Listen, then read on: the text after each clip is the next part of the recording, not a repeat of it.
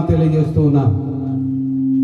ప్రభు ఇచ్చినటువంటి మహాకృపను బట్టి, ధన్యతను బట్టి ఇంతవరకు సజీవ లెక్కలో ఉన్నాం. సజీవులే కదా నిన్ను స్తుతిస్తారు అని దావీదు మహారాజు సెలవిస్తూ ఉన్నాడు. దావీదు ప్రవక్త అయి ఉంటూ ఉన్నాడు, దైవజనుడు అయి ఉంటూ ఉన్నాడు, అలాగే రాజు అయి ఉంటూ ఉన్నాడు. ఎందుకంటే దేవునిని స్తుతించేవాడు, దేవునిని ఆరాధించేవాడు, దేవునికి ప్రార్థించేవాడు. తనకున్నటువంటి తన యొక్క బలం మీద కానీ, తనకున్న అధికారం మీద కానీ ఏమాత్రం ఆధారపడకుండా అనునిత్యము దేవుని మీద ఆధారపడుతూ దేవునిని స్తుతించేటువంటి మంచి దైవజనుడిగా దావీదు ఉంటూ ఉన్నాడు. ఆయన ఆ విధంగా ప్రభుని స్తుతించాడు కనుక ప్రభు ఆయనను హెచ్చించి మహారాజును చేశాడు. దేవునికి స్తోత్రం. ఈ రాత్రికాల సమయంలో అటువంటి ప్రార్థన, అటువంటి విజ్ఞాపన మనం చేయడానికి దావీదు తన కష్టాలలో దేవునికి మొరపెట్టినప్పుడు ఆ మొరను ఆలకించి దేవుడు దావీదు మహారాజు యొక్క కష్టాల నుంచి, బాధల నుంచి, ప్రతి ఒక్క స్థితిగతుల నుంచి విడిపించినటువంటి దేవుడు ఈ రాత్రి మనందరినీ కూడా ఆ విధంగా విడిపించాలని దేవుని సన్నిధిలో విజ్ఞాపన చేయడానికి మిమ్మల్ని అందరినీ కూడా ప్రేమతో ఆహ్వానిస్తున్నాను. వచ్చిన వారందరికీ ప్రభు పేరిట వందనాలు తెలియజేస్తూ ఉన్నాను. అదేవిధంగా ఈ లైవ్ కార్యక్రమాన్ని చూస్తున్నటువంటి ప్రతి ఒక్కరికి కూడా ప్రభు అయిన యేసుక్రీస్తు వారి నామములో వందనాలు. హల్లెలూయా, స్తోత్రములు. హల్లెలూయా, హల్లెలూయా. ప్రార్థన చేసుకుని ప్రారంభించుకుందాం. పరిశుద్ధాత్మ దేవా, హల్లెలూయా. స్తోత్రములు, స్తోత్రములు, స్తోత్రములు. మీ పరిశుద్ధ నామానికి మహిమ, ఘనత, ప్రభావములు చెల్లిస్తున్నాం పరమ తండ్రి. మా ప్రభు అయిన యేసుక్రీస్తు వారి పేరట మీ సన్నిధానంలోకి వస్తున్నాం.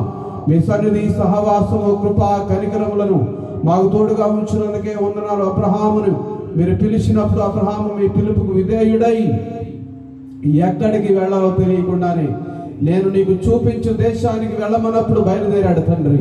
అటువంటి విశ్వాసమును ప్రభా ఈ రాత్రికాల సమయంలో ఈ ప్రార్థన ఆత్మ ద్వారా మాకు అనుగ్రహించమని వేడుకొనుచున్నాం. కృపా, కనికరమును, శాంతి, సమాధానము, నెమ్మది, ఆరోగ్యము, ఐశ్వర్యము ప్రభా సమస్తమును ప్రభా మీరు అనుగ్రహించే దేవుడై ఉంటున్నారు.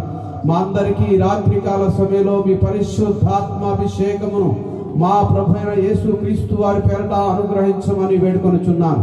మీ సేవకుడిగా ప్రభా విజ్ఞాపన చేస్తూ ఉన్నాం. సహాయం చేయండి, బలపరచండి. మా చుట్టుపక్కల ప్రాంతాల్లో ఉన్నవారిని మీరు ఆరోగ్యంగా కాపాడుచున్నందుకే వందనాలు. ఈ గ్రామాన్ని, పరిసర ప్రాంతాలను ప్రభా మీరు క్షేమంగా ఉంచినందుకే మీకు స్తోత్రం. హల్లెలూయా. కృపలో బలపరిచినందుకే స్తోత్రం, భద్రపరిచినందుకే స్తోత్రం. Hallelujah, glory in the name of Jesus Christ of Nazareth. యేసుక్రీస్తు వారి నామములో మీకు మహిమ, ఘనత, ప్రభావములు కలుగును గాక. హల్లెలూయా, హల్లెలూయా. స్తోత్రములు, స్తోత్రములు తండ్రి. పరిశుద్ధాత్మ దేవా, మా తండ్రివైన దేవా యెహోవా, మీ కృప కొరకు వందనాలు చెల్లిస్తున్నాం.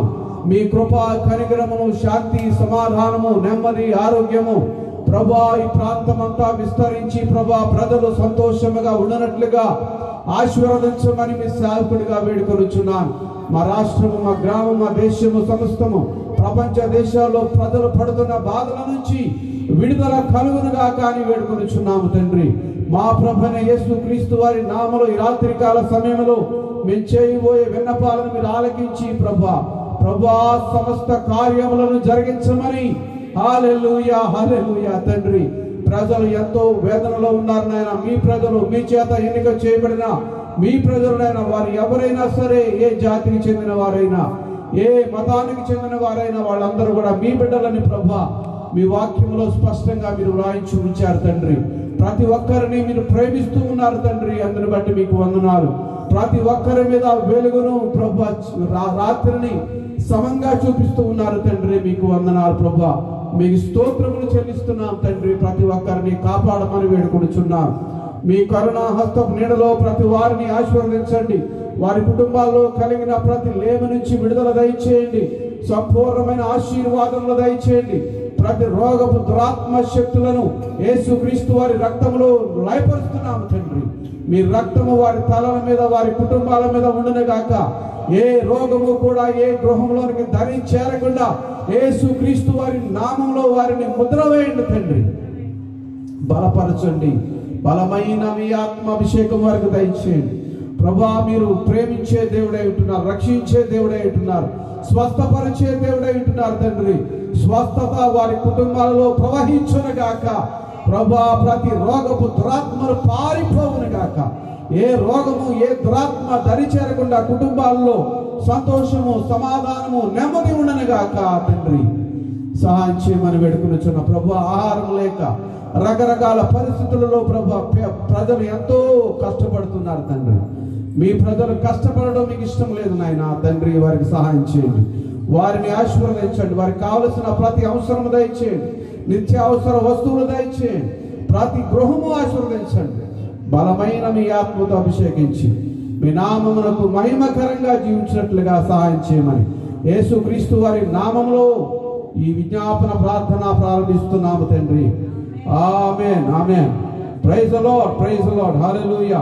మరొకసారి కూడి వచ్చిన మీ అందరికి కూడా ప్రభువైన యేసుక్రీస్తు వారి పేరట వందనాలు తెలియజేస్తూ ఉన్నాను. లైవ్ కార్యక్రమాన్ని చూస్తున్నటువంటి వారికి అందరికీ కూడా దయచేసి ఈ సమయంలో కొన్ని పాటలు పాడి ప్రభు నామాన్ని మహిమపరిచిన తర్వాత దేవుని యొక్క వాక్యాన్ని నేను అందిస్తాను.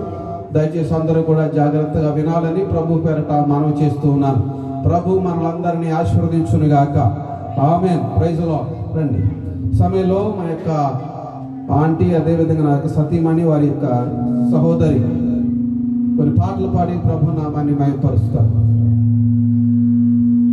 హల్లెలూయా, హల్లెలూయా. స్తోత్రం, స్తోత్రం, స్తోత్రం, స్తోత్రం. Hallelujah, hallelujah, hallelujah. Praise the Lord. Hallelujah. ఆయన ప్రతిరోజు మనకు చేసే ఉపకారాలను బట్టి ప్రభువైన యేసుక్రీస్తుని హృదయపూర్వకంగా స్తుతిస్తూ ఆయన్ని స్తోత్రిస్తూ ఆయన ఆరాధిద్దాం.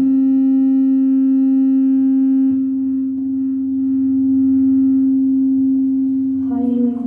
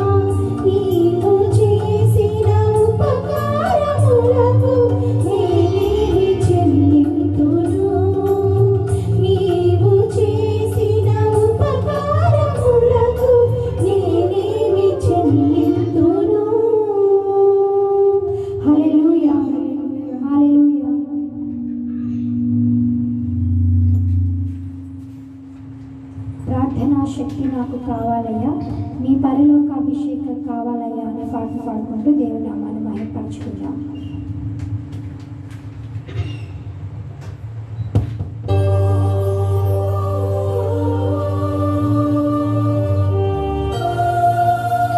హల్లెలూయా.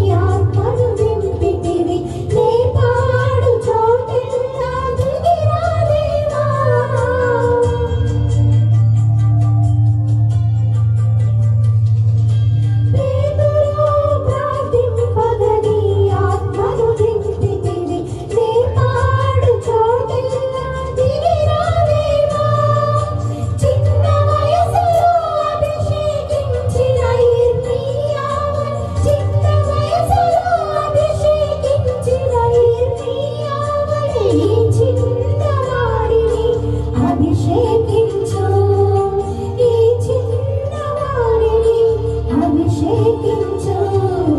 ప్రార్థన శక్తి నాకు కావాలయ్యా, నీ పరలోక అభిషేకం కావాలయ్యా. ప్రార్థన శక్తి నాకు కావాలయ్యా, నీ పరలోక అభిషేకం కావాలయ్యా.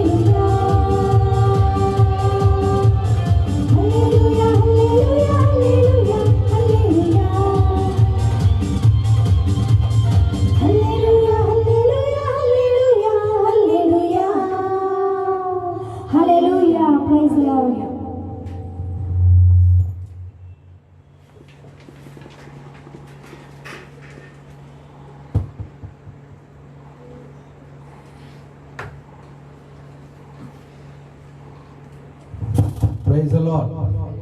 హల్లెలూయా. ప్రభు నామానికి మహిమ ఘనత ప్రభావములు కలుగునుగాక. ప్రభు అయిన యేసుక్రీస్తు వారి నామంలో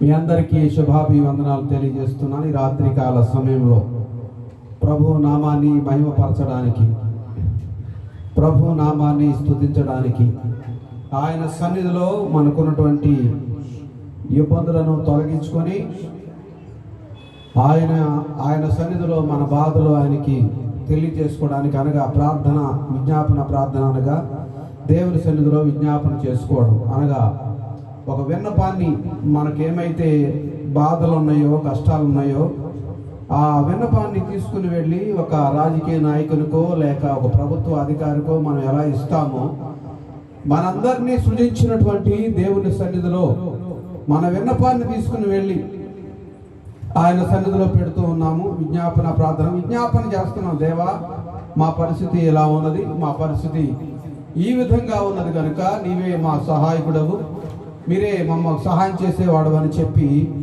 సర్వ ప్రపంచాన్ని సృజించినటువంటి దేవాది దేవునికి మన విన్నపాలను తెలియజేస్తున్నాం. ప్రభునామానికి స్తోత్రం కలుగును గాక. ఈ సమయంలో ఒక మాట చదువుకుందాం. లూకాసు వార్త 10వ అధ్యాయము. లూకాసు వార్త 10వ అధ్యాయం చూడండి, 25వ వచనం. లూకాసు వార్త 10:25వ వచనం. ధనవంతుడు కాదమ్మా, 25వ వచనం. లూకాసు వార్త 10వ అధ్యాయము 25వ వచనం.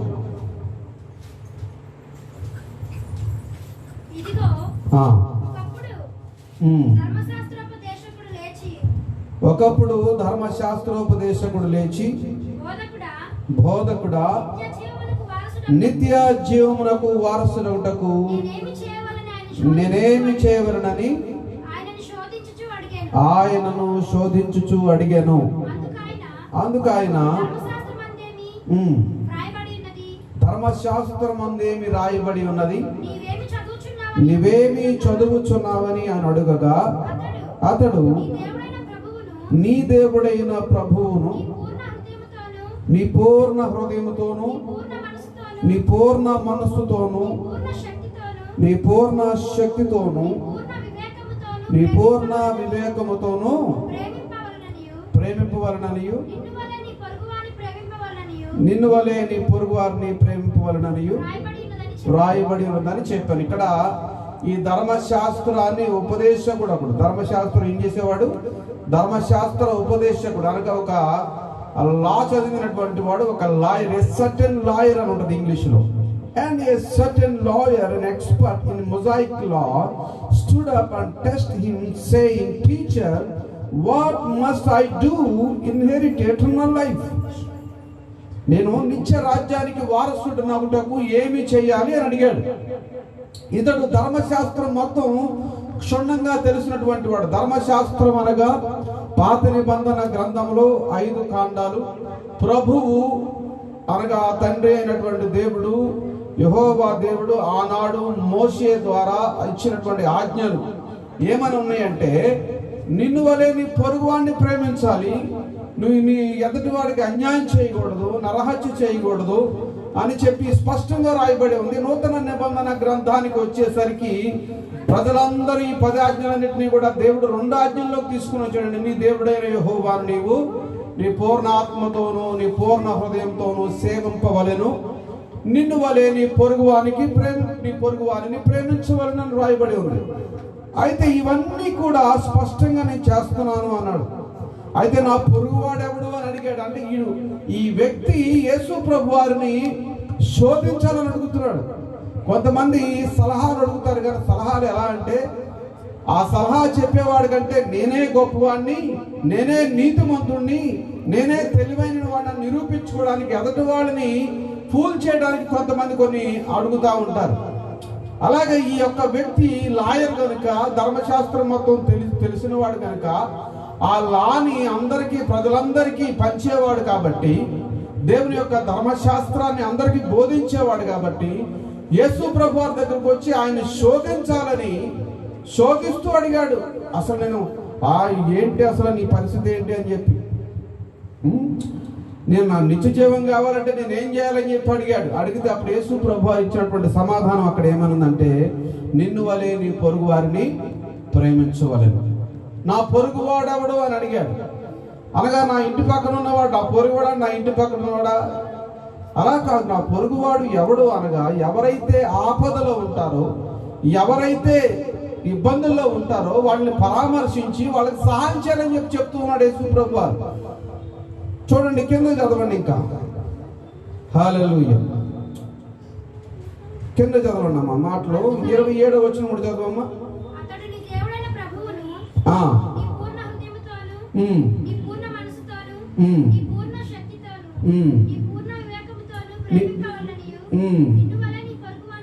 ఇరవై 27వ వచనం నుంచి చదవమ్మా. అదేనా? చదువు. 28వ వచనం చదువు. Jesus said to him, you have answered correctly. Do this habitually and you will live. 28వ వచనం చదువు. అందుకైన నువ్వు సరిగానే ఉత్తరం ఇచ్చిందివి, అలాగూ చేయము, అప్పుడు జీవించదు. ఎక్కడ జీవిస్తావు? నీ పొరుగువాడిని ప్రేమించి ఆయన చెప్పినటువంటి ఆజ్ఞలన్నీ అనుసరించి ఆయన చిత్తానుసారంగా జీవిస్తే నువ్వు నిత్య జీవంలోనికి వస్తావు అని చెప్పి ఇతంతో చెప్పాడు. అయితే ఇక్కడ ఒక ఉపమానం చెప్పాడు. ఆయన ఏమడుగుతాడు? But the wishing to justify and vindicate himself asked Jesus, and who is my neighbour? ఎవరు నా పొరుగువాడు? నా పొరుగువారు ఎవరు అంటే నా ఇంటి పక్కన ఉండేవాళ్ళ, చుట్టుపక్కల ఉండేవాళ్ళ, నా గ్రామంలో ఉండేవాళ్ళ, నా పట్టణంలో ఉండేవాళ్ళ, నా స్నేహితుల, నాకు తెలిసినటువంటి వాళ్ళ అని యేసు ప్రభు వారిని వదలకుండా అడుగుతూ ఉన్నాడు ఈయన. కింద చదువమ్మా. 29వ వచనం చదువు. అయితే తాను నీతిమంతుడైనట్టు కనపరచుకున్న వాళ్ళని అతడు అవును గాని నా పొరుగు వాడెవడని యేసును అడిగిన ఈ వ్యక్తి తన స్వంత నీతిని వెతుక్కుంటూ ఉన్నాడు. దేవుని యొక్క నీతి గురించి వెతకటం లేదు. ఈ రోజున ప్రతివాడు అనుకునే మాట ఏమిటంటే, నేనే మంచివాడిని, మిగతా వాళ్ళందరూ చెడ్డవాళ్ళు అని చెప్పి అనుకుంటూ ఉంటారు. ఎందుకంటే పచ్చకామెర రోడ్డు కంటే లోకం అంతా పచ్చ కనపడుతుంది. నేనే మంచివాడిని, నేనే నీతిమంతుడిని, తన దృష్టికి తానే జ్ఞాని అనుకుని వాడిని చూచితివా?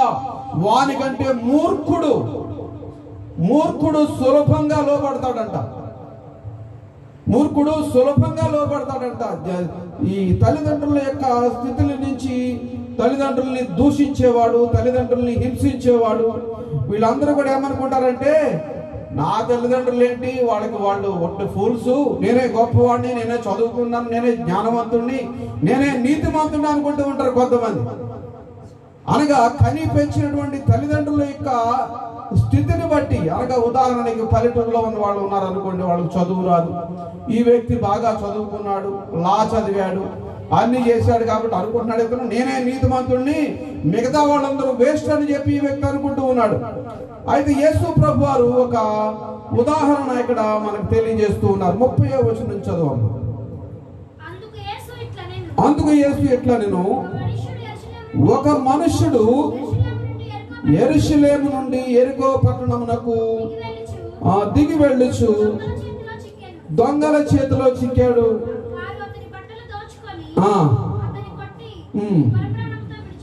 ఆ దొంగలు ఏం చేశారంటే, ఒక వ్యక్తిని కొట్టి హింసించి అతను నేను దోచుకుని వెళ్ళిపోయారు. వెళ్ళిపోయిన తర్వాత కింద చదవమ్మా మాటలు.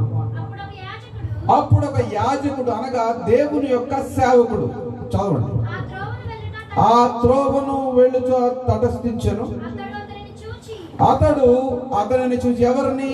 ఈ దొంగల చేత కొట్టబడినటువంటి వారిని చూచి నాకెందుకులే అని పట్టించుకోకుండా వెళ్ళిపోయాడు. అలాగుననే లేవీయుడొకడు అక్కడ ఆ చోటికి వచ్చి చూచాడు, ప్రక్కగా వెళ్ళిపోయాడు. అంటే ఆ వ్యక్తిని చూశాడు, అతని యొక్క స్థితి చూశాడు, అతనికి అవసరం ఉంది, అయినా కూడా పట్టించుకోకుండా వెళ్ళిపోవడం జరిగింది. చదువు. అయితే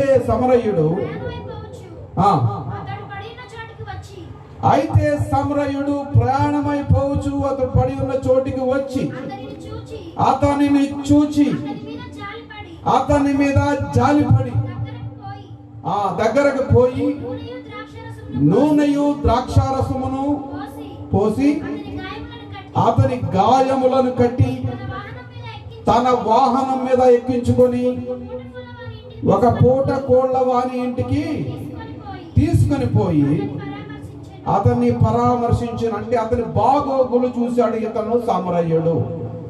మొట్టమొదటిగా ఒక యాజకుడు వచ్చాడు, అనగా దేవుని యొక్క సన్నిధిలో యాజకత్వం చేసేటువంటి వాడు, అనగా దేవుని యొక్క ప్రజలు వచ్చినప్పుడు వాళ్ళకి దేవునికి మధ్యగా ఉండేటువంటి ఒక యాజకుడు వచ్చాడు.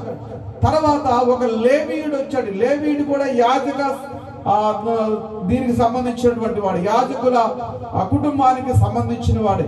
ఈ ఇద్దరు కూడా ఆ వ్యక్తిని పట్టించుకోలేదు. ఒక సమరయుడు పట్టించుకున్నాడు. అసలు ఈ సమరయుడు ఎవరు, ఎందుకు యేసు ప్రభు వారు సమరయుడు గురించి మాట్లాడారు మనం చూద్దాం. రాజులు యెజ్రా గ్రంథము 4వ అధ్యాయము 1వ వచనం. యెజ్రా గ్రంథము 1 తీయండి. రాజుల 2వ గ్రంథము 17:29 1 తీయండి. యెజ్రా 4:1. Now when I'm reading Ezra 4:1. Now when the Samaritans, the advisors of Judah and Benjamin heard that the exiles from the captivity were building a temple to the Lord God of Israel. చదవండి, Ezra చదవండి. అంతటా యూదా వంశస్థులకును బెన్యామీలకును విరోధులైన వారు, చెర నివారణ అయిన వారు, ఇశ్రాయేలీల దేవుడైన యెహోవాకు ఆలయము కట్టుచున్న సంగతి విని జెరుబ్బాబెలునొద్దకును మీరు ఆశ్రయించినట్లు మేమును మీ దేవుని ఆశ్రయించు వారము. చూడండి, ఇక్కడ వీళ్ళు సమరయ్యలు, ఇక్కడ చెప్పబడింది స్పష్టంగా, ఇంగ్లీష్ బైబిల్లో స్పష్టంగా ఉంటుంది. వీళ్ళు చెరలో ఉన్నటువంటి వాళ్ళు, అనగా ఒక రాజ్యానికి వెళ్ళి చెరలో చిక్కుకుపోయినటువంటి వాళ్ళు దేవుని వేడుకొని ఆ దేవుని ద్వారా వాళ్ళు విడుదల పొంది ఇక్కడ ఇశ్రాయేలు ప్రజలైనటువంటి వీళ్ళ దగ్గరకు వచ్చి, మేము కూడా మీరు ఆలయం కడుతున్నారు కాబట్టి దానికి మేము కూడా సహాయం చేస్తామని అంటే, అక్కడ ఉన్నటువంటి వాళ్ళు యూదులు కాబట్టి, ఇశ్రాయేలీలు కాబట్టి వాళ్ళు ఒప్పుకోలేదు. ఆ సమరయుల్ని తిరస్కరించారు వీళ్ళు. కానీ దేవుడు తిరస్కరించారు. యేసు ప్రభు వారు ఈ పారబుల్ని ఎందుకు చెప్పారు అంటే, వీళ్ళు మతాన్ని పాటిస్తున్నారు కానీ మార్గాన్ని వెతకటం లేదు. మత సంబంధమైన కార్యక్రమాలు చేస్తున్నారు కానీ మేము దేవుణ్ణి ప్రేమిస్తున్నాం అంటున్నారు. కానీ ఈ దారిని పోయేటువంటి ఒక వ్యక్తి కొట్టబడి, ఆ దొంగల చేత దోచుకోబడి ఆ స్థితిలో పడి ఉంటే ఆ మనిషికి సహాయం చేయట్లేదు. అందుకనే బైబిల్లో స్పష్టంగా దేవుడు రాయించినటువంటి మాట ఏంటంటే, స్పష్టంగా దేవుడు తన స్వరూపమందు తన పోలిక చొప్పున నరుణ్ణి చేశాడు. హల్లెలూయా. నరుణ్ణి చేశాడు అంటే నరుడు నాసికారంధ్రంలో తన జీవాయువును ఊదాడు దేవుడు. అనగా నువ్వు నరుడికి, ఒక తోటి సహోదరుడికి, తోటి సహోదరికి, తోటి మానవుడికి నువ్వు సహాయం చేస్తే నువ్వు దేవుడికి సహాయం చేసినట్లు. ఎవరైతే ఈ బీదవారిలో ఒకడికి సహాయం చేస్తాడో వాడికి నాకు సహాయం చేసినట్టు అంటాడు దేవుడు. బీదలను ఆదుకొని వాడు యెహోవాకు అప్పిచ్చేవాడు అంటాడు దేవుడు. దేవుని యొక్క వాక్యంలో స్పష్టంగా తెలియజేయబడుతుంది. అయితే వీళ్ళు ఏమంటున్నారంటే, వీళ్ళు ఈ సమరయ్యలు వచ్చి మేము కూడా సహాయం చేస్తాము, మేము కూడా మీ దేవుడిని నమ్ముకుంటామయ్యా అంటే వీళ్ళు ఏమంటారు, వాళ్ళని చదువమ్మా మాటలు.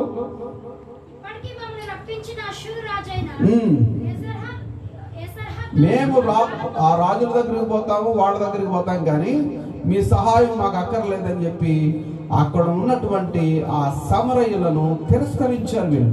ఇది పాత నిబంధన గ్రంథంలో ఉన్నటువంటి మాటలు ఇవి. రాజులు 2వ గ్రంథము 17వ అధ్యాయము 29వ వచనం చూడండి.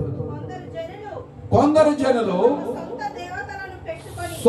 సొంత దేవతలను పెట్టుకొని సోమ్రోనీలు కట్టుకొనిన, అంటే పెద్ద పెద్ద కొండల మీద మందిరాలు కట్టుకున్నారు వీళ్ళు. వాటిని ఉంచుచూ వచ్చిరి.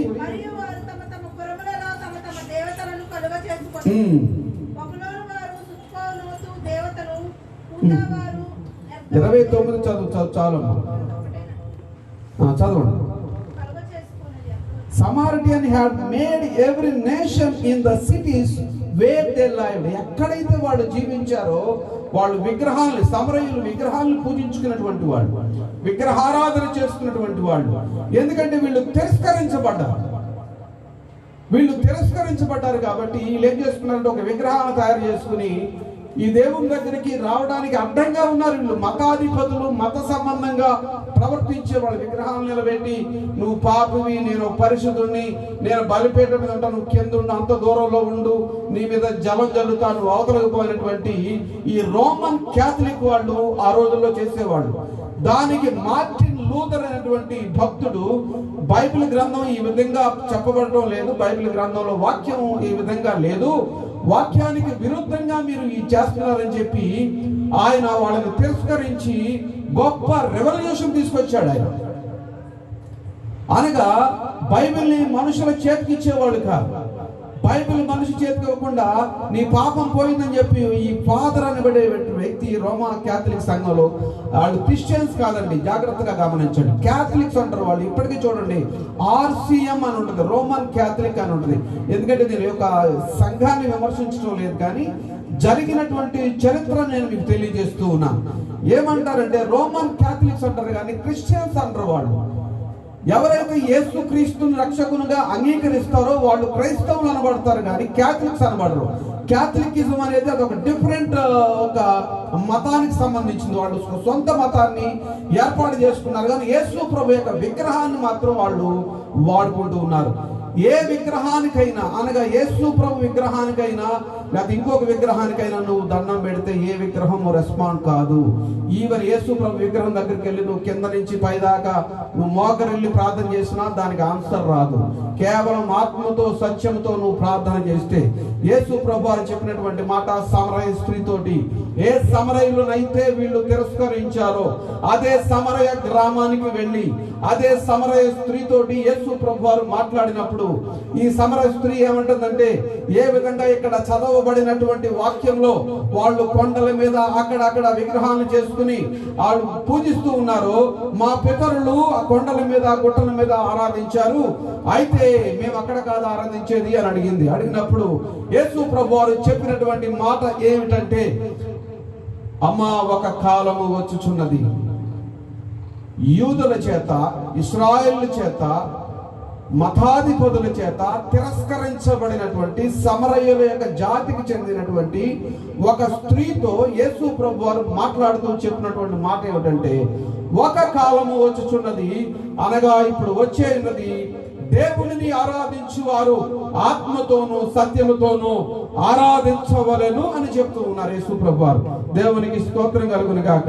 ఈ సమరయులేమో కొండల మీద గుట్టల మీద ఆరాధించారు, విగ్రహాలను పెట్టుకున్నారు, రకరకాలైనటువంటి పరిస్థితులు వాళ్ళు ప్రభువుని ఆరాధించకుండా వేరే వాళ్ళని ఆరాధిస్తూ ఉంటే యేసు ప్రభు వారు సమరయ స్త్రీతో మాట్లాడినప్పుడు ఆ సమరయ స్త్రీ వెళ్ళి, ఇంతకాలము మనం ఆరాధించినటువంటి ఈ విగ్రహాలు కానీ లేక ఇవన్నీ కానీ కొండల మీద ఉన్నతమైన స్థలములు కానీ ఇవన్నీ వేస్ట్, ఇవన్నీ కూడా నా జీవితం గురించి మాట్లాడలేదు, నేను చేసిన పనుల గురించి మాట్లాడలేదు. ఆమెకు 7 భర్తలు ఉన్నారు.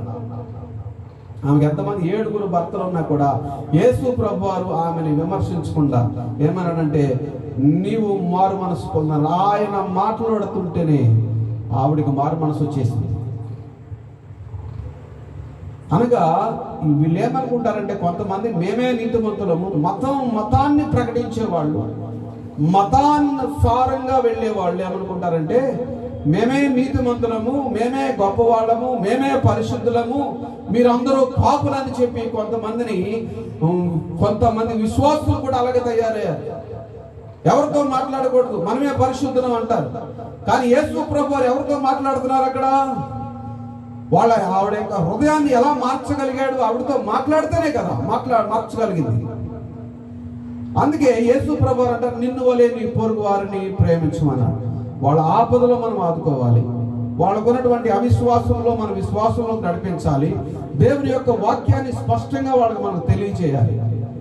అందుకని మార్టిన్ లూథర్ ఏం చేశాడంటే, ఆ మత సంబంధమైనటువంటి వాళ్ళందరి యొక్క స్థితి నుంచి ప్రజలందరినీ విడిపించడానికి గొప్ప రెవల్యూషన్, ఒక ఉద్యమాన్ని మొదలుపెట్టి బైబిల్ని ప్రజల్లోకి తీసుకెళ్ళి, బైబిల్ని ప్రజల చేతుల్లోకి తీసుకెళ్ళి, అసలు బైబిల్ ఏం చెప్తుంది, బైబిల్లో ఉన్నటువంటి దేవుని యొక్క వాక్యము ఏం చెప్తుందని చెప్పి స్పష్టంగా ప్రజలందరికీ తెలియజేసాడు. అప్పుడు వెళ్ళాన్ని బయటపడి మనిషి తోటి మనిషి పాపాన్ని క్షమించలేడు.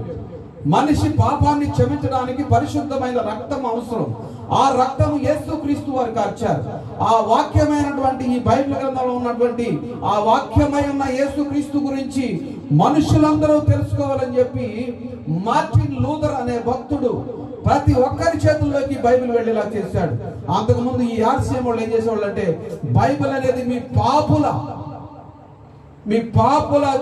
పాపులు, మీ చేతుల్లో బైబిల్ ఉండకూడదు అని చెప్పేవాళ్ళు. మాట్లాడు, నాకు తెలుసు ఏం చెప్పాలి. హల్లెలూయా. ఇది సత్యం, ఇది చరిత్ర. ఇది నేను ఎవరిని విమర్శించడం లేదు, ఇక్కడ జరిగిన చరిత్ర చెప్తున్నాను, మీరు చదువుకోండి వెళ్ళి. హల్లెలూయా. ప్రియ సహోదరి సహోదరులారా, దేవునికి స్తోత్రం కలుగును గాక. హల్లెలూయా. విమర్శ కాదండి, దయచేసి అర్థం చేసుకోండి. మీరు పాపులు, మీ చేతుల్లో బైబిల్ ఉండకూడదు అనేవాడు. కానీ పాపి అయినటువంటి స్త్రీ దగ్గరకు వెళ్ళి యేసు ప్రభు వారు మాట్లాడుతూ ఉన్నారు. దేవునికి స్తోత్రం.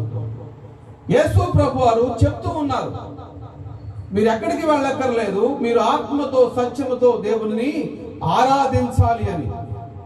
మీరు మత పెద్దల దగ్గరికి వెళ్ళక్కర్లేదు, ఒక మతంలో కలవక్కర్లేదు. వాళ్ళు ఏం చేస్తారంటేనంట, తమ మతంలో ఒక మనుషుని కలుపుకోవడానికి రకరకాల ప్రయత్నాలు చేస్తారు. ఇది మతం కాదు, ఒక మార్గం. యేసు ప్రభు వారు చూపించినటువంటి గొప్ప మార్గం ఇది.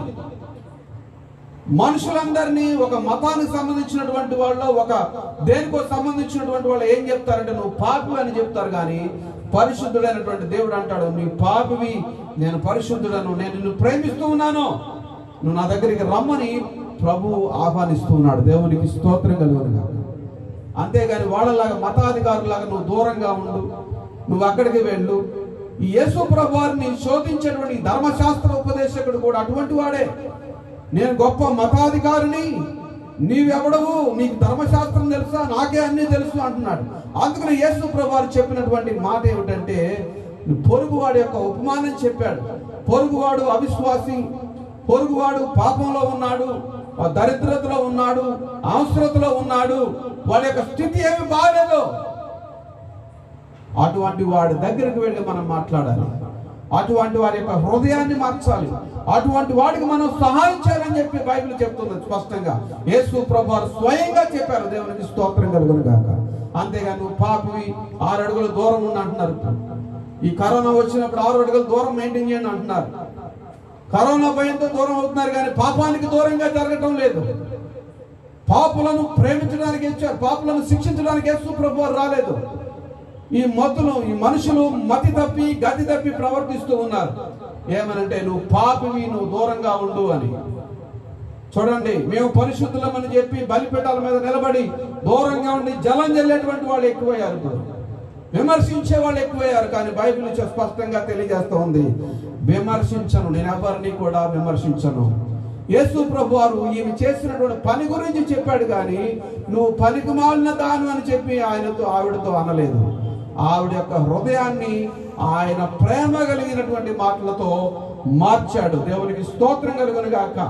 ఆయన పక్కన శిష్యులు కూడా ఉండి, ఏంటి ఈ వ్యభిచారి అయినటువంటి స్త్రీతో మాట్లాడుతున్నాడని చెప్పి కొడుకున్నారు, కానీ స్పష్టంగా మాట్లాడలేరు. వెంటనే ఆవిడ వెళ్ళింది, ఇదిగోండి నా పాపాన్ని, నా యొక్క శాపాన్ని, నా యొక్క జీవితాన్ని చూసి కూడా నన్ను ఏమి అనకుండా దేవుని ఎలా ఆరాధించాలి, ఈ దేవుడు ఏ విధంగా ప్రేమిస్తూ ఉన్నాడని తెలియజేస్తున్నటువంటి ఈయన ప్రవక్త, ఈయన దేవుడు, ఈయన్ని నమ్ముకోండి అని చెప్పింది. దేవునికి స్తోత్రం కలుగును గాక. హల్లెలూయా. అంతేగాని విమర్శించలేదు. అక్కడ యేసు ప్రభువారు ఎవరిని విమర్శించలా. చరిత్ర చదివితే అనేక మంది మత సంస్థలు మనుషుల్ని దూరంగా పొమ్మని, దూరంగా జరగమని, దగ్గరకు కూడా రానివ్వకుండా ఇష్టానుసారంగా ప్రవర్తించేటువంటి కొన్ని మత సంస్థలు, కొంతమంది మనుషుల్ని హీనంగా చూసేటువంటి వాడు, మనుషుల్ని దూరంగా పొమ్మనేవాడు, ఊరి చివర పాకలేసుకోండి అనేవాళ్ళు, మీరు ఊరి చివర ఉండేవాళ్ళు అని చెప్పి అనేవాళ్ళు. కానీ ప్రభు అన్నాడు, ఈ సమరయుల్ని ఆ విధంగా యూదులు, ఇశ్రాయేలు ప్రజలు చూసేవాళ్ళు. కానీ యేసు ప్రభువారు అదే సమరయుల దగ్గరికి వెళ్ళి, యేసు ప్రభువారు అదే సమరయ స్త్రీ దగ్గరికి వెళ్ళి తన ప్రేమను చూపించాడు. దేవునికి స్తోత్రం కలుగును గాక. హల్లెలూయా.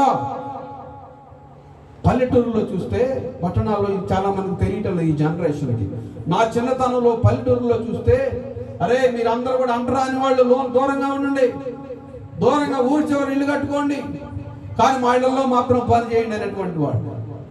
అంటే వాడు ఊళ్ళేమో దూరంగా ఉండాలి, వాడు వచ్చి ఇంట్లో మాత్రం పని చేయాలి, పనికి మాత్రం మనుషులు కావాలి, కానీ వాళ్ళు మన మధ్యలో నివసించడానికి వీలు లేకుండా కొంతమంది వాళ్ళని వెలివేసేటువంటి వాడు కొంతమంది ప్రజలను.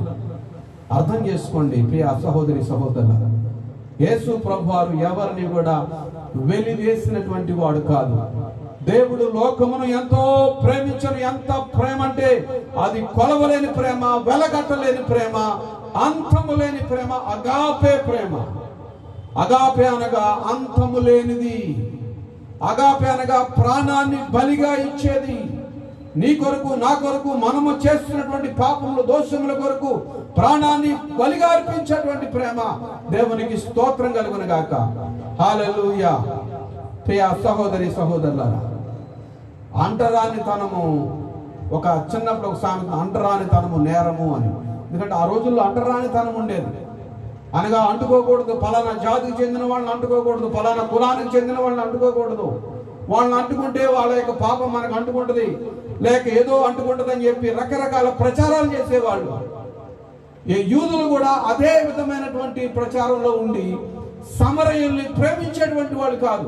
సమరయులనగా పాపులు, సమరయులనగా అంటరాని వారు, సమరయులనగా వాళ్ళతో మనం మాట్లాడకూడదు అని చెప్పి వాళ్ళ ఊరిలో నుంచి కూడా వెళ్ళేవాళ్ళు కాదు.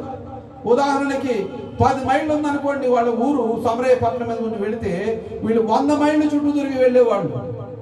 అంటే అర్థం చేసుకోండి, అలాంటి సమరయులను, అలాంటి వ్యక్తులను, అలాంటి జాతిని, అలాంటి స్త్రీ దగ్గరకు వెళ్ళి యేసు ప్రభువారు మాట్లాడి చెప్తున్నటువంటి మాట. మరి పేరబులు కూడా ఉదాహరణ కూడా ఆయన ఎవరిని తీసుకున్నాడు తెలుసా? సమరయుణ్ణే తీసుకున్నాడు. యూదుల్ని తీసుకోవాలా, ఇశ్రాయేల్ని తీసుకోవాలా? ఆయన యూదుల్లో పుట్టినా కూడా యూదుల గురించి గొప్ప చెప్పట్లేదు. అక్కడ నిజమైనటువంటి సహాయం చేస్తున్న వాడు ఎవడైతే ఉన్నాడో, ఏ జాతి వాడైతే ఉన్నాడో వాళ్ళ గురించి మాట్లాడుతున్నాడు యేసు ప్రభువారు. నువ్వు ఎవడవైనా సరే, ఏ జాతికి చెందిన వాడవైనా సరే, నువ్వు నిజంగా దేవుని యందు భయభక్తులు కలిగి ఆయన యందు నువ్వు నిజమైనటువంటి విశ్వాసం కలిగి ఉంటే దేవుడు నీ గురించి ఆలోచిస్తాడు. ఆలోచించునుగాక. ఆమేన్.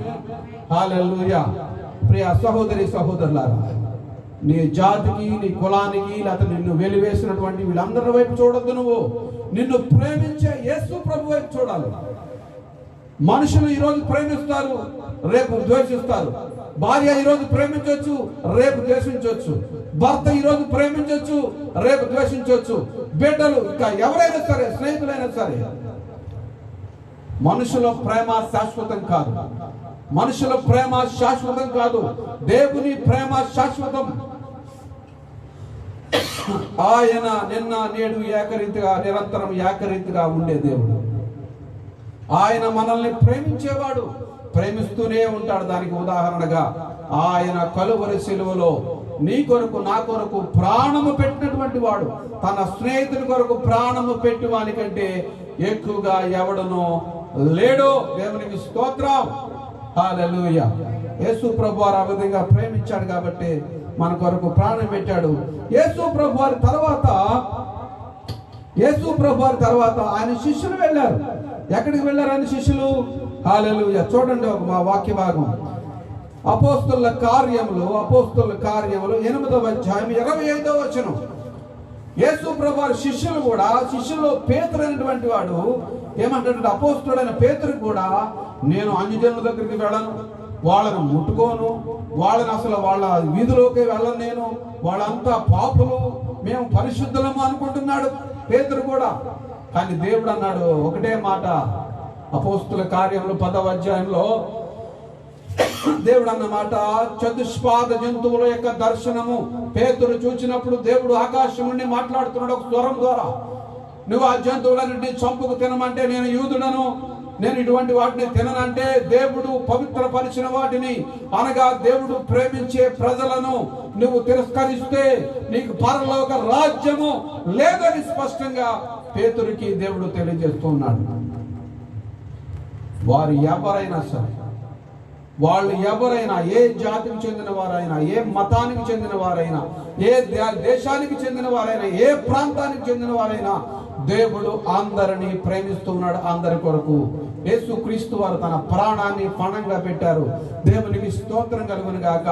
అపోస్తుల కార్యములు 8వ అధ్యాయము. హల్లెలూయా. నేను సమరయుల గురించి మాట్లాడుతూ ఉన్నాను, దేవుని యొక్క ప్రేమ గురించి మాట్లాడుతూ ఉన్నాను. దేవుడు ఎవరిని ప్రేమిస్తాడు? కొంతమందినే ప్రేమిస్తాడా? కొంతమందినే రక్షించడానికి లోకానికి వచ్చాడా అనే విషయం గురించి మాట్లాడుతున్నాను. చూడండి, అపోస్తుల కార్యములు 8:25.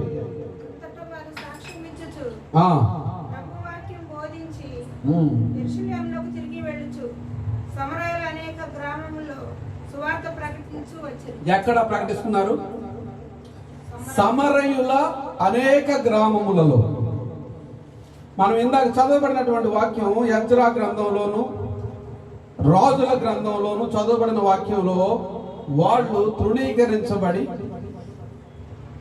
అనగా యూదుల చేత, మత పెద్దల చేత తృణీకరించబడినటువంటి వాళ్ళు ఇక్కడ యేసు ప్రభు వారి యొక్క కాలానికి వచ్చేసరికి యేసు ప్రభు వారు సమరయ స్త్రీతో మాట్లాడి ఆమెకు వాక్యాన్ని బోధించారు. అదే వాక్యాన్ని శిష్యులు అదే పట్టణానికి వెళ్ళినప్పుడు, అనగా ఫిలిప్పు అనేటువంటి సువార్తికుడు సమరయుల పట్టణానికి వెళ్ళాడు. వెళ్ళి అక్కడ దేవుని యొక్క వాక్యాన్ని ప్రకటించినప్పుడు అక్కడ అద్భుతాలు జరిగాయి. దేవుడు వాళ్ళ మధ్యలో తన ఆత్మతో వాళ్ళందరినీ అభిషేకించాడు. 23-22 వచనాలు చూడండి ఒకసారి. పైన 20వ వచనం చదువమ్మ దయచేసి. అందుకు పేతురు, నీవు ద్రవ్యమిచ్చి. చూడండి, అక్కడ ఒక గారడీ సీమోన్ అనేవాడు ఉన్నాడు. ఆ సమరయుల పట్టణంలో ఉండి మాయలు, గారడీలు అన్ని చేస్తూ ఆ సమరయుల్ని విభ్రాంతి పరుస్తున్నాడు. నేనే దేవుణ్ణి, నేను తప్ప ఇంకెవడో లేడు మీకు ఆధారం అని చెప్పి. కానీ దేవుడు తన సేవకుడైన ఫిలిప్పుని ఆ పట్టణానికి పంపించాడు. ఆ సమరయుల్ని దేవుడు ప్రేమిస్తూ ఉన్నాడు. దేవునికి స్తోత్రం కలుగును గాక. ఆ సమరయుల్ని దేవుడు ప్రేమిస్తూ ఉన్నాడు. కాబట్టి తన సేవకుడైన ఫిలిప్పుని పంపించి తన ఆత్మ ద్వారా అక్కడ ఏం చేశాడంటే, పైకి చదవాలా మాటలు. పైకి చదివితే 8వ అధ్యాయము 4-5 వచనాలు చూడండి ఒకసారి. అపోస్తుల కార్యములు 8.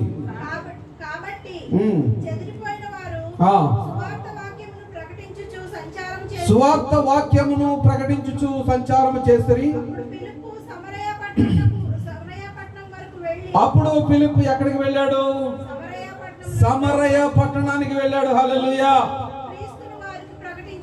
ఎవరిని ప్రకటించాడు? యేసు ప్రభు వారిని ప్రకటించాడు. ఫిలిప్ ఎక్కడికి వెళ్ళాడండి? మన సబ్జెక్ట్ ఏంటి? సమరయులు. ఫిలిప్ ఎక్కడికి వెళ్ళాడు? సమరయుల పట్టణానికి వెళ్ళాడు. నిషేధించబడిన జనుల దగ్గరికి వెళ్ళాడు.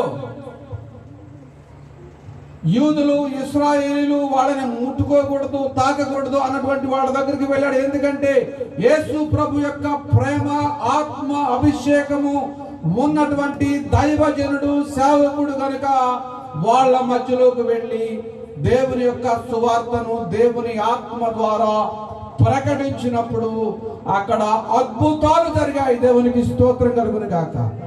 ఒకవేళ దేవుడు వాళ్ళని ప్రేమించకపోతే ఈ సేవకుడు వెళ్ళి అక్కడ వాక్యం చెప్పిన అద్భుతాలు జరగవు, ఆశ్చర్య కార్యాలు జరగవు. దురాత్మలు వెళ్ళిపోయి ఆ పట్టణం అంతా దురాత్మలతో నిండిపోయింది, అనారోగ్యంతో నిండిపోయింది, అస్వస్థతో నిండిపోయింది. ఆ కుటుంబాల్లో శాంతి, సమాధానము, నెమ్మది లేదు. వాళ్ళు ఒక గారిడి వాడికి భయపడుతూ జీవిస్తూ ఉన్నటువంటి పట్టణం అది సమరయుల పట్టణం. అది ఎవరి పట్టణం? సమరయుల పట్టణం. సమరయులు మమ్మల్ని వెలివేశారు, వీళ్ళు మమ్మల్ని ఎవరు ప్రేమించట్లేదు అని దూరంగా ఉండేటువంటి ఒక సమరయుల పట్టణానికి దేవుడు పరిశుద్ధాత్మ ద్వారా ఫిలిప్పుని అక్కడికి పంపించడం జరిగింది. దేవునికి స్తోత్రం కలుగును గాక. హల్లెలూయా. అక్కడికి వెళ్ళి దేవుడు మిమ్మల్ని ప్రేమిస్తున్నాడని చెప్పి సువార్త చెప్పి యేసు ప్రభు వారు పలికినటువంటి మాటలన్నీ కూడా సువార్త అనగా మంచి వార్త. మీకు ఒక నిరీక్షణ ఉంది, మిమ్మల్ని ప్రభువు ప్రేమిస్తున్నాడు, మిమ్మల్ని ఆయన వెలివేయడు, ఆయన రమ్మంటున్నాడు, ఆయన దగ్గరికి రండి అని చెప్పి ఈ సువార్థికుడైనటువంటి ఫిలిప్పు అనగా అపోస్తలుడు, సువార్థికుడు, మనం ఏమనుకున్నా సరే దేవునికి స్తోత్రం. అయితే ఫిలిప్పు దేవుని రాజ్యమును గురించి, యేసుక్రీస్తు నామమును గురించి సువార్త ప్రకటించుచుండను. యేసు ప్రభు వారు అయ్యా మీ కొరకు చనిపోయాడు, మనందరి కొరకు చనిపోయాడు. యేసు ప్రభు మిమ్మల్ని ప్రేమిస్తూ ఉన్నాడు. మీరు ఇంకా వీటన్నిటికి ఏమి చేయక్కర్లేదు, ఏ బలి అర్పించక్కర్లేదు. ఆయనే మీ కొరకు నా కొరకు బలిగా అర్పించబడ్డాడు. ఆయనను నమ్మండి, ఆయనలో మీకు రక్షణ ఉన్నది, ఆయనలో మీకు నిత్య జీవం ఉన్నది. ఆయన ఆత్మ ద్వారా మిమ్మల్ని అభిషేకిస్తాడని చెప్పి సువార్తను ప్రకటించినప్పుడు దేవుని యొక్క శక్తి అక్కడ కనబడింది, దేవుని యొక్క ఆత్మ కార్యములు అక్కడ జరిగాయి. అనేకులకు చూడండి, 7వ వచనం చూడండి, 6వ వచనం చదువుతా. ఫిలిప్పు చేసిన సూచక క్రియలను చూచినందున అతడు చెప్పిన మాటల యందు ఏక మనస్సుతో లక్ష్యముంచగా అనేకులను పట్టిన అపవిత్రాత్మలు పెద్ద కేకలు వేసి వారిని వదిలిపోయెను. పక్షవాయువు గలవారును కుంటివారును అనేకులు స్వస్థత పొందిరి. అందుకు ఆ పట్టణంలో మిగుల సంతోషము కలిగాను. చూడండి, ఫిలిప్పు వెళ్ళే వరకు కూడా దురాత్మలన్నీ అక్కడే ఉన్నాయి. ఈ జనులతోటి వాడు ఆడుకుంటూ ఉన్నాడు. నా చిన్నతనంలో కొంతమంది ఉండేవాడు, జనుల్ని భయపెట్టి డబ్బులు వసూలు చేసేవాడు. మీకు అది జరిగిపోతే, ఇది జరిగిపోతే, ఆ మూల అది ఉంది, ఈ మూల అది ఉందని చెప్పి భయపెట్టేవాడు, కానీ దానికి సమాధానం చెప్పేవాళ్ళు కాదు, పరిష్కారం చేసేవాళ్ళు కాదు, భయపెట్టి డబ్బుల్ని దోచుకునేటువంటి వాళ్ళు. ఇక్కడ ఫిలిప్పు వచ్చి వాటన్నిటి నుంచి కూడా వారిని విడిపించడానికి దేవుని ఆత్మ చేత ప్రేరేపించబడి పంపించబడ్డాడు. దేవునికి స్తోత్రం కలుగునుగాక. హల్లెలూయా. చూడండి, జనాల్ని భయపెట్టి మీరు పాపాత్ములు, మీరు దుర్మార్గులు, మీరు అంటరాని వారు, మీరు వాళ్ళు వీళ్ళు అని చెప్పి జనాల్ని భయపెట్టి డబ్బులు దండుకునేటువంటి వాళ్ళు ఎక్కువైపోయారు ఆ రోజుల్లో. గమనించండి. కానీ యేసు ప్రభు వారు వాటిలన్నిటి నుంచి మనలందరినీ విడిపించడానికి, మనకు స్వాతంత్రాన్ని ఇవ్వడానికి ఆయన మనల్ని ప్రేమించి మనందరి పాపముల నిమిత్తము ఆయన కలువరి శిలువ మీద ఎక్కి ఆయన బలైపోయాడు. దేవునికి స్తోత్రం కలుగును గాక. హల్లెలూయా. ప్రియ సహోదరి సహోదరులారా, మనం అంటరాని వాళ్ళము కాదు, మనము పాపులము కాదు. ఎందుకంటే యేసుక్రీస్తు యొక్క రక్తంలో మనం కడగబడ్డాము. యేసుక్రీస్తుని మనము రక్షకునిగా అంగీకరించిన నాటి నుంచి తండ్రి, కుమార, పరిశుద్ధాత్మ నామం పేరిట ఆయన సన్నిధిలోనికి వచ్చి, ప్రభువా నేను పాపిని, నన్ను క్షమించు, నన్ను రక్షించు అని యేసు ప్రభువుని నోటితో ఒప్పుకున్న రోజు నుంచి నువ్వు పాపివి కాదు. కొంతమంది ప్రసంగాలు చేస్తారు, నువ్వు పాపివి పాపివి పాపివి. ఎప్పుడు పాపేనా? రక్షణ పొందాడు, బాప్తిసం తీసుకున్నాడు, దేవుని ఇష్టానుసారంగా చిత్తానుసారంగా జీవిస్తూ ఉన్నా కూడా వాళ్ళని పాపలనే తింటున్నారు కొంతమంది సేవకులు.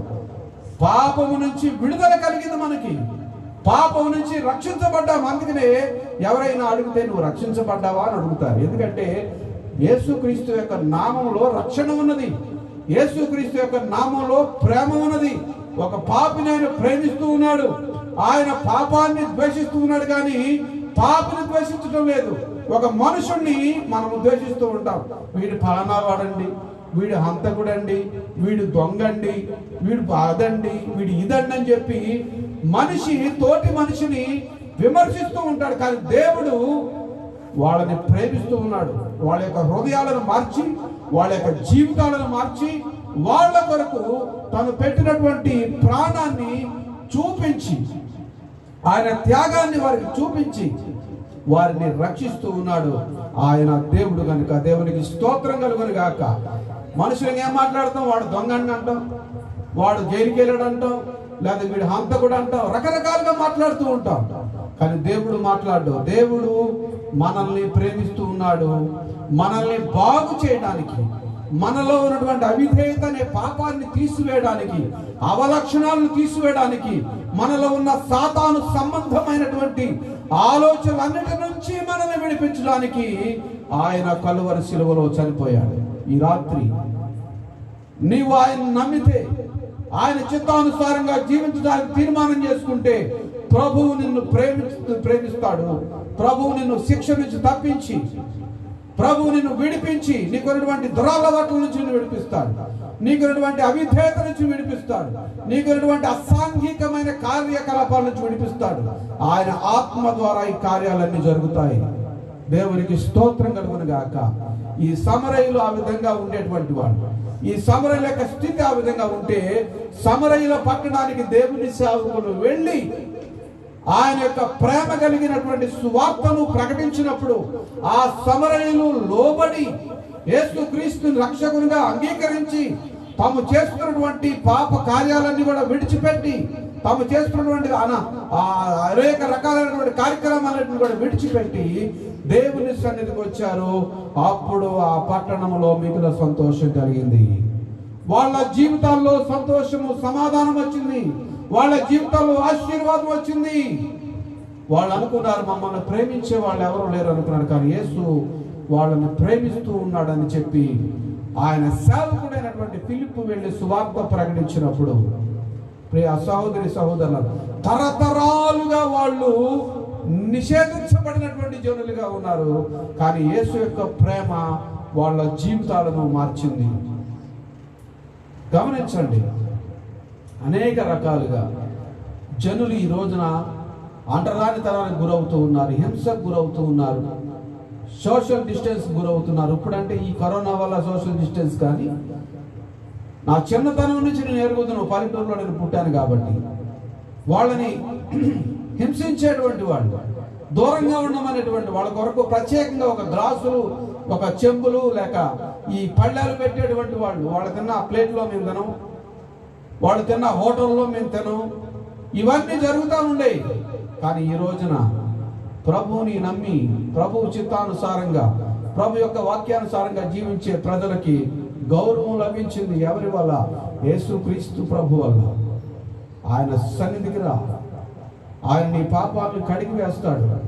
ఆయన నిన్ను దూరంగా ఉండమనేవాడు కాదు, నువ్వు పాపి అనేవాడు కాదు. నీలో ఉన్న పాపాన్ని తీసివేసి నిన్ను పరిశుద్ధుడిగా, నీతిమంతుడిగా మార్చి, ఆయన నిన్ను ప్రేమించి తన ప్రాణాన్ని నీ కొరకు ఇచ్చాడు కనుక ఆయన రక్తంలో నిన్ను శుద్ధి చేసి నీ జీవితాన్ని మార్చగలడు. దేవునికి స్తోత్రం కలుగును గాక.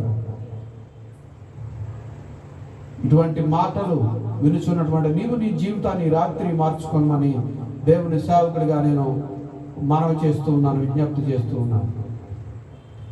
ఆయన ప్రేమిస్తూ ఉన్నాడు. మతం వాడు, మత సంబంధమైన వాడు ఒకవేళ నేను దూరం పెట్టవచ్చు, కానీ యేసు ప్రభు వారు మాత్రం ప్రేమిస్తున్నాడు. యేసు ప్రభు పేరుతోటి రకరకాల దోపిడీలు జరుగుతూ ఉన్నాయి, కానీ ఆ దోపిడీ చేసే వాళ్ళ వైపు కాదు చూడాల్సింది. దోపిడీ నుంచి విడిపించి, నీ యొక్క పాపాల నుంచి విడిపించి, నీ కొరకు ప్రాణం పెట్టిన యేసు వైపు చూడు. బోధించే నా వైపు కూడా నువ్వు చూడక్కర్లేదు. ఎవరి గురించి అయితే బోధిస్తూ ఉన్నానో ఆ బోధకుడైన, పరమ బోధకుడైన యేసు ప్రభు వారి వైపు చూడు. ఆయన యొక్క వాక్యాన్ని చదువు. ఆయన యొక్క చిత్తం ఏమిటో నీ పట్ల ఏమిటైతే ఆయన చిత్తం ఉన్నదో అది గ్రహించు. అప్పుడు నీవు, నీ కుటుంబము రక్షించబడతారు. హల్లెలూయా, ప్రైజ్ ది లార్డ్. ప్రియ సహోదరి సహోదరులారా, ఎవరి వైపు చూడాల్సిన అవసరం లేదు. ఎవరి వైపు చూసి వాళ్ళు అలా అండి వీళ్ళు అలా అండి మనం అనుకోవాల్సిన అవసరం లేదు. నీ కొరకు ప్రాణం పెట్టినటువంటి యేసు ప్రభు వైపు నువ్వు చూడగలిగితే, నువ్వు ఆయన్ని ఈ రాత్రి నీ రక్షకునిగా అంగీకరించగలిగితే, నాకంటే సంతోషించే వాళ్ళు ఎవరు లేరు. దేవునికి స్తోత్రం కలుగును గాక. హల్లెలూయా, ప్రైజ్ ది లార్డ్. ప్రభువు నిన్ను ప్రేమిస్తూ ఉన్నాడు. సమరయుల్ని ఏ విధంగా ప్రేమించాడు? సమరయుల్ని వాళ్ళు వెలివేశారు, వాళ్ళు దగ్గరకు రానివ్వలేదు, వాళ్ళకు ఒక దూరంగా ఒక ఊరు కట్టారు. వాళ్ళని వాళ్ళ పట్టణాలకు రానిచ్చేవాళ్ళు కాదు. కానీ ప్రభువే వెళ్ళి స్వయంగా వాళ్ళతో మాట్లాడినప్పుడు వాళ్ళ జీవితాలు మార్చబడ్డాయి. అలాగే ప్రభువు ఏర్పరచుకునేటువంటి సేవకుడు వెళ్ళి, ఫిలిప్పు వెళ్ళి సమరయుల పట్టణానికి వెళ్ళినప్పుడు ఆయన పరిశుద్ధాత్మను అక్కడ కుమ్మరించాడు. ఆయన ఆత్మ ద్వారా అనేకులు అద్భుతాలు, స్వస్థతలు పొందుకొని రక్షించబడ్డారు. మరి నీ సంగతి ఏమిటి? నువ్వు రక్షించబడటానికి సిద్ధంగా ఉన్నావా? లేక పాపమని కుమిలిపోతూ నిన్ను నీవే హింసించుకుంటూ నిన్ను నీవే తిట్టుకుంటూ నా జీవితం ఇంతే అని అనుకుంటున్నావా? కానీ నీకు ఒక నిరీక్షణ ఉన్నది. ఆ నిరీక్షణ పేరు యేసు ప్రభు. ఆ నిరీక్షించడం నీకోసం నిరీక్షిస్తూ ఉన్నాడు ఆయన. లోబడనొల్లని జనుల వైపు దినమెల్లా నేను చేతులు చాస్తూ ఉన్నానని ప్రభువు మాట్లాడుతూ ఉన్నాడు. మనము లోబడినటువంటి వారము. నా జీవితం కూడా అంతే. పాపంలో జీవించాను, పాపంలో పుట్టాను, నేనే గొప్పవాడిని అనుకునేవాడిని. కానీ ప్రభువు దగ్గరకు వచ్చే వరకు నేను పాపాత్ముడని తెలుసుకోలేకపోయాను. ప్రభువు నన్ను రక్షించాడు. నేను పాపినే అప్పుడు. ప్రభువు నన్ను రక్షించాడు, నా పాపాలను తీసివేశాడు, నాకు ఆరోగ్యం ఇచ్చాడు, ఐశ్వర్యం ఇచ్చాడు, మా సంతోషము సమాధానం ఇచ్చాడు. దాని మంది ఒక రోజుకి 20,000 సంపాదించేవాడిని నేను. కానీ అప్పుడు సంతోషం లేదు. డ్రగ్స్కి బానిసనైపోయి ధనమే, ఆ డ్రగ్సే నాకు సమస్తం అనుకుని జీవించినటువంటి వ్యక్తిని నేను. వాటన్నిటి నుంచి ప్రభువు నన్ను విడిపించి ఈరోజు నా స్వస్థపరిచి మరణించవలసిన నన్ను ఆయన బాగు చేసి తన సేవకుడిగా వాడుకుంటూ ఉన్నాడు. దేవునికి స్తోత్రం కలుగును గాక. ప్రియ సహోదరి సహోదరులారా, ప్రభువు అందరినీ ప్రేమిస్తూ ఉన్నాడు. నేను నీతిమంతుని కాదండి, ప్రభువు యేసు ప్రభు వారు నీతిమంతుడు. ఆయన నన్ను నీతిమంతునిగా మార్చాడు. నేను మంచివాడిని కాదు, ప్రభువు మంచివాడు కాబట్టి నన్ను మంచివాడిగా మార్చాడు. ఒకవేళ అనుకోవచ్చు సేవకులు కాబట్టి మీరు మంచివాళ్ళని. ఆయన మంచితనము, ఆయన నీతి, ఆయన కృప, ఆయన యొక్క ఐశ్వర్యము ఈరోజు నాలో ఉండి ఈ మాటలు తెలియజేస్తూ ఉన్నాను. కాబట్టి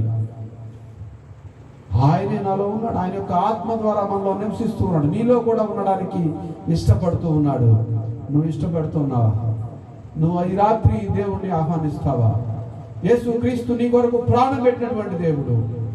నిన్ను నరకం నుంచి తప్పించడానికి ఆయన నరకానికి వెళ్ళి తిరిగి లేచినటువంటి మృత్యుంజయుడు. మరణం అందరం మరణిస్తాం, కానీ రెండవ మరణం ఉంది. ఆ మరణానికి వెళ్లకుండా నిత్య జీవానికి వారసుడొకటకు ఆ ధర్మశాస్త్ర ఉపదేశకుడు ఏమన్నాడు? అతనికి ధర్మశాస్త్రం తెలుసు, అన్ని తెలుసు, కానీ ఎదటి వాడికి సహాయం చేయడం తెలియదు, ఎదటి వాడిని ప్రేమించడం తెలియదు. అందుకే యేసు ప్రభు స్ట్రైట్ గా మాట్లాడుతున్నాడు. వాడేంటి పుస్తకం పట్టుకుని పుస్తక ప్రకారమే జీవించేవాడు, కానీ దేవుని ప్రకారం జీవించేవాడు కాదు. ఆ దేవుని ప్రేమను ఆ వ్యక్తికి తెలియజేశాడు యేసు ప్రభు వారు.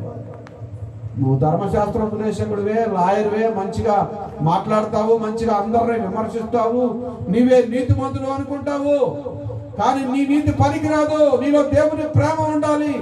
నీ తోటి మనుషుల్ని ప్రేమించాలి. నీ తోటి మనిషిని కూడా నిన్ను వలె నీ పొరుగు వాడిని కూడా ప్రేమించాలి. మనల్ని మనం ఎలా ప్రేమించుకుంటున్నాం, మనల్ని మనం ఎలాగా పోషించుకుంటున్నాము, ఆ విధంగా ఎదుటి వాడిని కూడా చూడాలి అని స్పష్టంగా తెలియజేశాడు.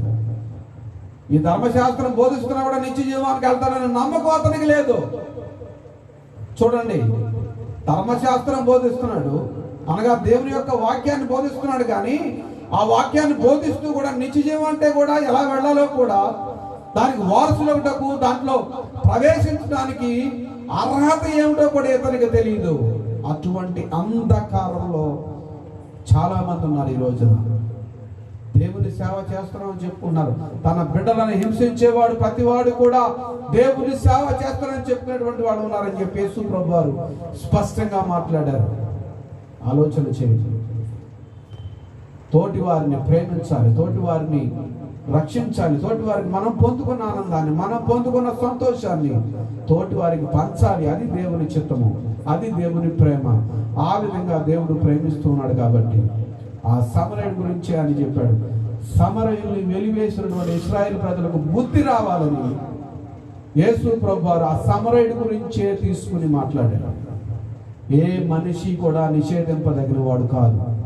ఎందుకంటే ఈ లోకంలో, ప్రపంచంలో మానవ జాతి అనేది ఎక్కడ ఉన్నా సరే వాళ్ళందరూ కూడా దేవుని యొక్క స్వరూపంలో ఉన్నారు. వాళ్ళు దేవుని దగ్గరకు వస్తే వాళ్ళకి రక్షణ వస్తుంది. ఈ రాత్రి నువ్వు వస్తావా దేవుని దగ్గరికి? ఈ రాత్రి ఆ దేవుని సన్నిధిలో మోకరించి, ప్రభువా నేను పాపిని, ప్రభువా నన్ను రక్షించు, ప్రభువా నా నీతి కాదు గారు నీ నీతి, మీ నీతి, మీ పరిశుద్ధత, మీ యొక్క ప్రేమ, మీ యొక్క ఆశీర్వాదము నాకు కావాలని చెప్పి ఆ యేసయ్యను అడిగితే ఆయన తప్పకుండా నిన్ను ప్రేమిస్తూ ఉన్నాడు. నువ్వు ఎలాంటి వాడివైనా సరే నిన్ను ప్రేమిస్తాడు ఆయన. ఆలోచన చేయండి. నీ జీవితంలో ఒక గమ్యం ఉందా? గమ్యం లేకుండా ప్రయాణిస్తున్నావా? ఎందుకు పుట్టావు? ఎందుకు బ్రతుకుతున్నావు? చనిపోతే ఎక్కడికి వెళతావు నీకు తెలుసా? ఈ జీవితం కాకుండా ఇంకొక జీవితం ఉన్నది. ఆ జీవితం గురించి నువ్వు ఆలోచిస్తున్నావు. నిత్య జీవం అనే జీవితం, నిత్య రాజ్యము, నిత్య నరకము. రష్యా వాళ్ళు ప్రభువుని తెలుసుకున్నారు, గర్వించే వాళ్ళు, మేము పెద్ద ఇదే అనుకునే వాళ్ళు. కానీ వాళ్ళ యొక్క జీవితాలు ప్రభు యొక్క మాటతోటి మార్చబడ్డాయి. ప్రభు యొక్క మాట ఏమిటో తెలుసా? క్రిందనున్న పాతాళం అని సామెతల గ్రంథంలో రాయబడింది. క్రిందనున్న పాతాళము తప్పించుకున్నవరనని బుద్ధిమంతుడు పరమునకు పోవు జీవ మార్గమున నడుచుకొనును అని స్పష్టంగా రాయబడితే ఆ నరకం నుంచి తవ్వారు. నరకం చూద్దాం, బైబిల్ నిజమో కాదు, బైబిల్ అబద్ధమని నిరూపిద్దామని చెప్పి తవ్వితే నరకం బయటపడింది. హెల్ వెల్ అని మీరు ఇంటర్నెట్ లో చూసుకోవచ్చు. హెల్ వెల్ అంటే నరకపు బావి. ఆ నరకపు బావిలో నుంచి శబ్దాలు వస్తున్నాయి, బాబోయ్ కాపాడండి, ఈ నరకంలో చచ్చిపోతున్నామని చెప్పి కేకలు వినిపిస్తూ ఉంటే దాన్ని మూసేసి సోవియట్ యూనియన్ అంతా కూడా మొక్కలైపోయి, కమ్యూనిస్టు దేశం అంతా కూడా మొక్కలైపోయింది. దేవుడు ఉన్నాడని, దేవుడు లేడని బ్రతికే వాళ్ళంతా దేవుడు ఉన్నాడా, దేవుడు యేసు ప్రభు అని వాళ్ళందరూ కూడా నమ్మి ఈ రోజున ఆయనను సేవిస్తూ ఉన్నారు. ఆయనే దేవుడని ప్రకటిస్తూ ఉన్నారు. మరి నీ సంగతి ఏమిటి? దేవుడు ఉన్నాడు అనుకుంటున్నావా? ఆ దేవుడు యేసు క్రీస్తు నా కొరకు ప్రాణం పెట్టాడని నమ్మితే ఈ ప్రార్థన చేయండి నాతో పాటు కలిసి. పరమ తండ్రి, మా ప్రభు అయిన యేసు క్రీస్తు వారి పేరట మీ సన్నిధానంలోకి వస్తుంది. సహాయం చేయమని వేడుకొనుచున్నాను. పాపులము, దోషులము, అయోగ్యులము, అవిధేయులము, ఎన్నిక లేని వారము, మమ్మల్ని మీరు ప్రేమిస్తూ ఉన్నారు తండ్రి. ఈ లోకం మమ్మల్ని ద్వేషించింది, ఈ లోకం మమ్మల్ని వెలివేస్తుంది, ఈ లోకం మాతో స్నేహం చేయలేదు, మమ్మల్ని నాశనం చేయడానికి ప్రయత్నించింది. కానీ మీరు మమ్మల్ని రక్షించారు. మేము ఏ స్థితిలో ఉన్నా సరే మీరు మమ్మల్ని ప్రేమిస్తూ ఉన్నారని ప్రభువా ఈ రాత్రి మీ ఆత్మ ద్వారా మీరు మాట్లాడారు తండ్రి. మనుషులు ద్వేషించవచ్చు, మనుషులు మమ్మల్ని హింసించవచ్చు, మాటల ద్వారా, చేతల ద్వారా, కార్యాల ద్వారా, కానీ మీరు మమ్మల్ని ప్రేమిస్తూ ఉన్నారు. హల్లెలూయా! మీరు ప్రేమిస్తూ ఉన్నారు. మీ పరిశుద్ధ నామంలో మేము మీ సన్నిధానంలోకి వస్తున్నాం తండ్రి. సహాయం చేయండి. పాపులమైన మమ్మల్ని క్షమించండి, పాపినైన నన్ను క్షమించు అని రాత్రి ప్రభువును అడగండి ఒకసారి. ప్రభు క్షమిస్తాడు. ప్రభు మనల్ని ప్రేమిస్తూ ఉన్నాడు. అందుకే మనందరి కొరకు ప్రాణం ఇచ్చాడు. దేవునికి స్తోత్రం కలుగుతుంది. మా తండ్రివైన దేవా యెహోవా, మా ప్రభు అయిన యేసు క్రీస్తు వారి పేరిట మీ సన్నిధానంలోకి వస్తున్నాం. పరిశుద్ధాత్మ దేవా, మీ ఆత్మ ద్వారా, మీ కృప ద్వారా మమ్మల్ని అంగీకరించమని వేడుకొనుచున్నాం. మేము మీ సన్నిధిలోకి రావడానికి అర్హులము కాదు, కానీ మీరు అర్హత మాకు ఇచ్చినందుకే మీకు స్తోత్రములు. మీ రక్తము ద్వారా మమ్మల్ని క్షమించారు, మీ రక్తము ద్వారా మా పాపములను కడిగారు, మీ రక్తము ద్వారా మమ్మల్ని అభిషేకించారు. మీ రక్తములో ప్రభువా క్షమాపణ ఉన్నది, మీ రక్తంలో స్వస్థత ఉన్నది, మీ రక్తంలో ఆశీర్వాదం ఉన్నది. ఆ ఆశీర్వాదాన్ని మాకు అనుగ్రహించినందుకే మీకు వందనాలు తండ్రి. సహాయం చేయండి ప్రభువా. పాపులము, దోషులమైన మమ్మల్ని ప్రభా మీరు ప్రేమించి ఈ రాత్రి ప్రభా మమ్మల్ని సజీవ లెక్కలో ఉంచారు. ఎందుకంటే మీరు మంచివారు కాబట్టి, మీరు నీతిమంతులు కాబట్టి, మీరు ఆశీర్వదించేవారు కాబట్టి, మా జీవితాలను మార్చగలిగినటువంటి దేవుడు కాబట్టి, మా కొరకు ప్రాణం పెట్టినటువంటి మా ప్రభువు కాబట్టి మమ్మల్ని ప్రేమిస్తూ ఉన్నారు. ఎంతవరకు సజీవ లెక్కలో ఉంచారు. అందును బట్టి మీకు స్తోత్రములు, వందనాలు చెల్లిస్తున్నాం. హల్లెలూయా. కృప కలుగును గాక, కృపలో వర్ధిల్లుదుము గాక, కృపానుసారముగా జీవించడానికి సహాయం చేయమని వేడుకొనుచున్నాం. మీ కృపలో బలపరచమని వేడుకొనుచున్నాం. బలమైన మీ ఆత్మ ఆశీర్వాదములు ఈ వాక్యము విన్నటువంటి ప్రతి వారి మీదకి, వారి కుటుంబంలో ఉన్న ప్రతి వారి మీదకి దిగవచ్చును గాక. మీ ఆశీర్వాదం చేత వాళ్ళందరూ కూడా ఆశీర్వదించబడి అనేకులకు ప్రభు ఆశీర్వాదకరంగా ఉన్నట్లుగా సహాయం చేయమని వేడుకొనుచున్నాం. కృప చూపించమని వేడుకొనుచున్నాం. కృప కలుగునిగా కానీ పలుకుచున్నాను. మీ కృపతో వారందరిని రక్షించి మీ బిడ్డలుగా చేసుకొని మీ నామ మహిమార్థమై ఆ సమరయులందరూ ఏ విధంగా ప్రభు మిమ్మల్ని అంగీకరించారో, ఆ ధర్మశాస్త్రోపదేశకుడు తానే నీతిమంతుడు అనుకున్నాడు.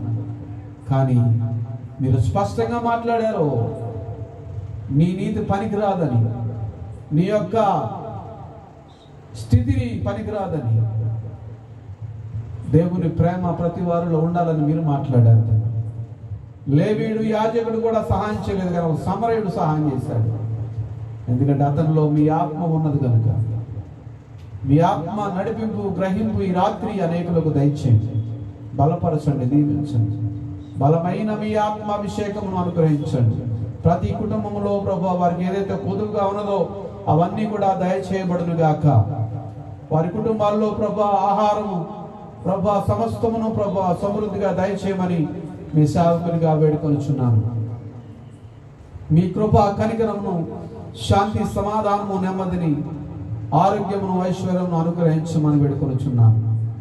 ప్రభు సంపూర్ణమైన మీ ఆరోగ్యమును, సంపూర్ణమైన మీ జ్ఞానాత్మను, సంపూర్ణమైన మీ జ్ఞానాభిషేకమును పరిశుద్ధాత్మ దేవుడా ప్రతి వారి ఇంటిలో కృమ్మరించబడునుగా కానీ పలుకుచున్నాను. హల్లెలూయా. సకల విధమైన దురాత్మ, పేడ, చెడ శక్తుల నుంచి విడుదల కలుగునుగా కానీ ప్రకటిస్తూ ఉన్నాను. యేసు క్రీస్తు వారి నామములో విడుదల కలుగునుగాక. అశాంతి తొలగిపోవునుగాక. కృప కలుగునుగాక. తండ్రి, కృపతో నింపమని వేడుకొనుచున్నాను. కృపలో బలపరచమని వేడుకొనుచున్నాను. కృప చొప్పున కరుణించమని వేడుకొనుచున్నాను. సంపూర్ణమైన మీ విడుదల కలిగించమని, ఆశీర్వదించమని యేసుక్రీస్తు వారి నామలో మేము అడిగిన మనవులన్నీ పొంది ఉన్నాము తండ్రి. ఆమేన్. మన పరమ తండ్రి అయిన దేవుని ప్రేమ, ప్రభు అయిన యేసుక్రీస్తు వారి కృప, పరిశుద్ధాత్మ యొక్క శాంతి, సమాధానము, నెమ్మది మనకును ఆయన ప్రేమించే ప్రతి వారికి ఆయన రక్షణ లభించునుగాక. ఆమేన్.